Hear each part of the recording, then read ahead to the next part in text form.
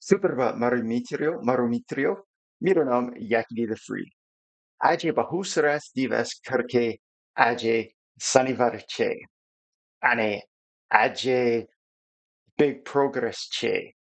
Hey everyone, this is Yakety the Free here playing in the Hell Hades 2025 free-to-play challenge on day 71, practicing a little Gujarati, just saying good morning to you, and it's a good day because today is Saturday. And I'm going to show you what's behind this pause screen in 1 second, but let's take a look at the Yakety the Free on the leaderboard. Finally cracked 13,000. I think that's Thran Hajar Gujaratama in Gujarati, that's 13,000 points. To maintain a top 4 position overall on either leaderboards is pretty darn good, I'd say, for an account that still hasn't summoned any legendaries. It's been a bit of a struggle and a grind for the account, but it's maintaining position fairly well. And one of the reasons that it's able to do so is faction wars and the depth of the dungeon pushes, and Great Hall development also has assisted this. But if you look here, Rob the Nice Guy 2 did another gear swap in a faction war push, and you can't catch this guy. Guy's almost got, 80. He's got 77-star lead. That's a whole lot of 3-star stages above everyone else. Excellent representation of the possibility of the game if you win the lottery with like an Odin and you have game knowledge. And where is it here? We're coming down to Ice Golem Hard 5. That's right. Yaki the Free at 5 with 20 minutes in because it's got to be manual almost the entire fight, but with a Kael. You're supposed to bring a burn hero. Og. Gujarati, you'd say Og means fire. I forgot when I first tried it, and I just kept going forward and kept gaining. So I just stayed with Kael, and he's doing the max damage. If you take a look at him here, with 4.3 million, Kael is beating everybody on stage 5, which is the force affinity. So against his weak affinity opponent, he's still able to get it done. And what helps though is that he has a 5-star blessing. That really helps. So if I had a 5-star blessing on Arbiter, I think it would be an even easier walkthrough for this account. However, we're also going to do some Spider 20 at the end, I think, because I have 2 things I wanted to show. This is a cold heart. Nope, pardon me. This is my cold heart hitting without a weaken, or with the weaken on the boss, sorry, for almost 2 million damage with her Heart Seeker. I was very happy about that. But then there was another cold heart hit for a killing blow of 2.24 million. Day 70, free to play. Did it yesterday, or day 71, however you want to look at it. That's a pretty strong cold heart anywhere. So now we're going to try Ice Golem Hard Stage 6. And I think I'm going to make it to the boss. It shouldn't be too difficult after I one-shot that opponent. But I thought I would show you an unorthodox strategy, and I don't really care about the time. Nobody, as far as I've seen, because we just went to the leaderboard, has done Hard 6, unless I just missed it. So the idea here is I have Orbiter to boost everybody so they're getting at least 1 turn ahead of the boss. Then I'm going to save my Tagore heal so that after every boss takes the turn, everybody's going to get a bit of a heal. But here's what's instrumental to the success of this lineup is my Wukong sheeps the mob on the right, the add on the right that applies the decrease or the blocked health or whatever it is, a health reduction, pardon me, and you don't want that happening. So on the first hit here, if I knew Jareg would always land his decreased attack, I would apply it to the boss. Instead, I'm going to put on his Ally Protect because that's a guaranteed shot. And the reason that Kaels can still work in here is because the ads are susceptible to poison. So if I can get, 4 poisons on that ad, I'd be even happier. But it's good enough as it is. And you'll notice I don't directly target the boss. Ouch, that hurts, without the decrease attack. So because of how quick my heroes are, and it's starting to get tricky because it's stage 6, this boss moves quickly. I'm going to try to stun with my Wukong. He has fully booked, so my Wukong actually has a 40% chance. If this stuns, it's perfect. Now I think it's GG because this is the most dangerous debuff here. Everybody just picked up a decreased defense. So I'm pretty sure this is a wipe as soon as the boss gets a turn, especially if you can't get the decrease attack on the boss with Jarag. Let's find out here. Come on, Jarag. It's stage 6 of hard. Ooh, that's not bad. But this is pretty far into the game. To do any hard ice golem, especially without a burn, it's pretty hard. But to try stage 6, I actually lived. Not bad. So now you'll see with the Wukong, another thing that if you don't know about him, his sheep automatically brings every target to 50% HP, whether they're below it or above it. It'll bring them to 50% HP. So I don't think I can kill this ad, and I don't want the heal reduction to come on. So I'm going to bring this ad purposely back up to 50%, but I want to make sure that I can heal everybody with Arbiter's next turn and Tagore's. And this ad here is probably going to put that debuff back on everybody. And I think it's a wipe.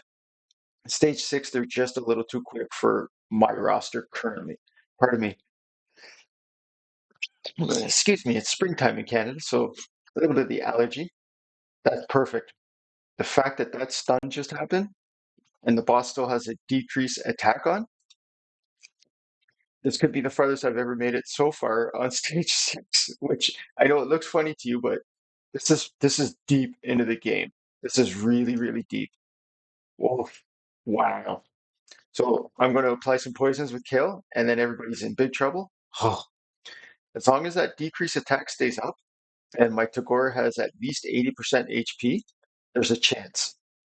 So another thing, if you don't know about the difference of heart of this, if you look here, whenever an HP burn is activated on Clysis or its minions, it destroys their max HP by 4%. And so does a smite. So even if you don't have a block revive, but you apply an HP burn tick, like they take damage, or a smite debuff goes off, when they res back up, they have that max HP reduction even after they res, same as we do. So if you're doing a similar strategy to me, but you have that ability to bring in somebody for that, I don't think I can. Oh, I'm not going to waste it. I'm not going to waste it. There's lots of time left, and it's better that you let Monkey King always res himself because he has full HP. So I tried with Alice before with her smite, and she's too unpredictable, my Alice, because she's also in a relentless. So she might proc turn after turn, and if there's no adds up, and she's got a smite debuff on the boss, and there's 2 turns of decreased attack on the boss. So you'll see again, I'm not going to hit this boss. I am going to shield everybody because Arbiter's probably dead here, but Jarag's going to be able to live. That's the hope. And this ad on the right, that's going to bring the block heal reduction part of me is dead right here, I think. Yeah. Oh, so see, having that Jareg A1 decrease attack is the only thing that makes this possible. So now that I've explained a little bit of what's going on, I'm going to try to roll through this a little faster. And the fact that it's the Void boss makes it easier for Jareg, obviously, because I don't think I have a chance of doing this on the Force Affinity. And the fact that Wukong knows he's on camera and he keeps hitting his stuns, this is pretty good. Again, though, it's the potential to wipe at any time, especially on hard. Like Ice Golem is just nasty. But right now, I'm pretty safe. Having the decrease attack and the ally protection on, I don't think anybody goes down. Maybe Wukong, but it doesn't really matter. And the idea now, as you see, it's all about crowd control and rezzing and my supports. Ooh, that's a big hit, eh? Jareg. Jareg's got to land his decrease attack on the next one. See how he's got, decrease accuracy. So, I mean, you could try an Ugo. Mine is essentially maxed except for masteries to my knowledge, but she's just not necessary. She might help you get there, but for me, she's not necessary. So now that there's no decrease attack on the boss, I think I can get it. Come on, Jareg, get a turn. And you got to be careful because the boss is going to proc his. Damn it, this is going to hurt. So I think Kael dies and Wukong. Nobody. That's how strong Tagore is because of that shield that he can provide for you. And here's the other thing. You'll notice I'm not going to spend my Arbiter's I think it's her A4. I'm not going to use her revive to just meter boost people for no reason. Oh, this is tricky. So again, if you're not familiar, at 80% HP, which is right about here, Clysis is going to smack everybody. And I don't know if I have enough time to try to get 2 turns with Jarag. This is tricky. I'm going to put on the Ally Protect right now. And if we can swing around again, hopefully I can get him to apply a decrease attack on the boss. And Arbiter's not going to, I don't think she'll ever land a weekend past, stage 4 hard, not with her current accuracy. And that's the tricky part. See, Tagor's got the counterattack. So right here, I think ooh, the boss is ready to proc, man. Okay, pick him up with Arbiter, meter boost, heal everybody. Ugh, I'm scared. I'm scared. Frozen Reckoning. Ooh, Tagore lived, but he got frozen. Yeah, that's GG, guys. I thought you might like to see my method for it. Again, Jarag, he's got 510,000 all through all three. You can't see it. Wukong, 1.6 million. But I mean, half of the boss fight, not even. Look at Tagore, 1.3 million heals. But that's stage 6. Ice Golem hard. I'm not embarrassed about showing you my process not functioning on stage 6 hard, because that's pretty deep. What's in the Altar of Souls today? There's probably nobody that we need on this account. There is nobody. And good enough. I don't have any currency for that anyways. Let's take a look into the faction war push that was done yesterday because it was a triple day and orcs were available. So orcs got up to 47. I can't show you obviously, but I made a mistake and forgot to summon a 5th weakling orc just to be carried by Tagore. Otherwise, I would have picked up 4 more stars. I remembered on the last stage when I was pushing there for stage 17 of my orcs is 3-starred. 14, 15, and 16, I forgot to bring them up. But anyways, 646. Almost ready for Sacred Shard on day 71. 646 Faction War stars. That's pretty good. So it's Shadowkin. I don't have anybody really available to help me clear the boss. I tried, but Taragi gets one shot at the start. So GG to that. And my high elves obviously is on farming whatever stage I want. I just don't want to take the time. Sometimes, it takes 10 minutes even on auto. Eventually, the idea is to get, before this is over, the Sacred Shard at 655. And I think it's going to happen. And if you look what's coming after, maybe if I can get another up to 705, yeah, right, that's a second Sacred. This account might finally pull a legendary hero. I want to take a quick look in Arena because there's a Arena tournament going. And as you'll notice, I have all kinds of ready to go. So I can come back there after. Good enough for me. Let's go into a Spider 20 farm. And I've tried to set up a new team here. And let's see how it functions on camera. And you see it's got 48-second clear now. And I brought in Ugo. So Ugo's much better on this affinity than Dahi, obviously, because Miss Rider Dahi is a force affinity. And she applies her increased defense every time. Let's see if we can get a nice 2.3 million Cold Heart Seeker to start. I require Arbiter to land the weekend to make that possible. But this is my auto farm Spider stage 20 looking for an accuracy banner for my Arbiter to make my Ultra Nightmare team a 3-key consistent success. You'll notice as well, Taragi will never miss his provokes because he has not bad, 1.9 billion. There you go, Cold Heart, bang.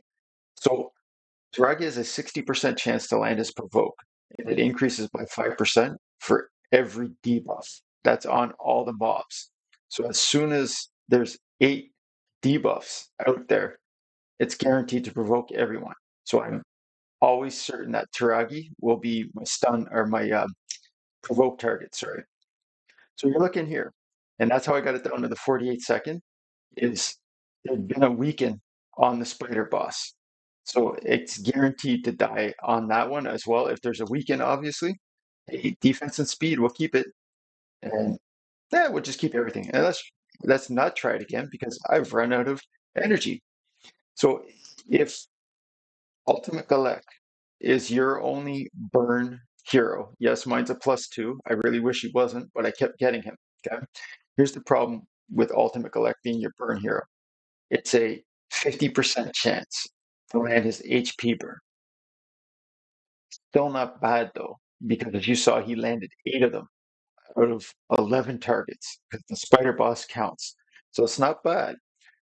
However, sometimes when I do that, it fails because he has that 50% chance, and sometimes only 3 of them land on the 10 little spiders and the big one. So it becomes a little frustrating if you're just trying to run a bunch of autos in the background and you come back and 5 out of 20 failed. I'm okay. It's free to play. I don't really care. It's just a toy to me that I have fun playing with. I wish something came out of Clan Boss that we could summon today. I don't have any summons. And let me make sure that I'm out of energy. Yeah, I'm not going to spend any of these diamonds because I think tomorrow is a champ training event and I need to complete that event. Definitely. There's no mistake in my mind that that's going to be the last champ training that I'm going to push hard in. Otherwise, I wish you all a wonderful Saturday and Tomorrow Kub Kubab Har Gujarat Kub Saras Loko. I think everybody and the Gujarati people are very kind people, and I thank them for allowing me to practice the language with them. Have a good day, everyone.